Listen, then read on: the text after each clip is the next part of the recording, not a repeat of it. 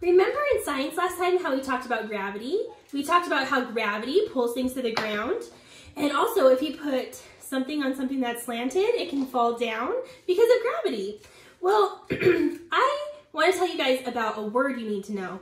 So another word for a slant is a slope.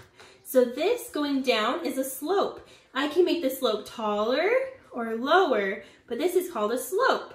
So I have a question for you. How can we change the speed of something that's falling because of gravity? How can I make this ball fall down slower or faster?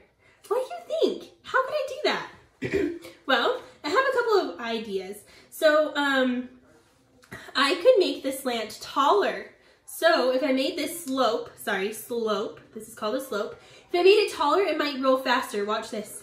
Whoa, look how fast that went. Or if I made it really low, like barely at all, it would roll down really slowly. Also, I wonder if it can affect how far it can go.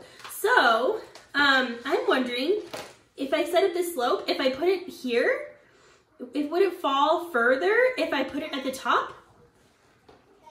Oh, it looks like it went to about right there. What if I started at the bottom? Would it get as far? Let's see. Oh, it looks like it didn't go quite as far.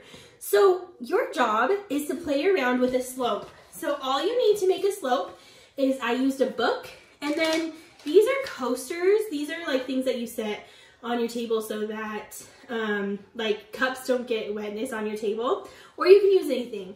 You can use another book, but that's how I made my slope, okay? And then I just used any ball that I had. You could also use a car if you wanted to. So I want you guys thinking about a couple of things. So I want you to think about how you can change the speed of the ball, okay? I want you also thinking about how you can make it go further, or, so those two questions, speed and how far you can get it to go, okay? That is your experiment you're going to do today. And I want you guys to remember a couple words. The word for this is slope.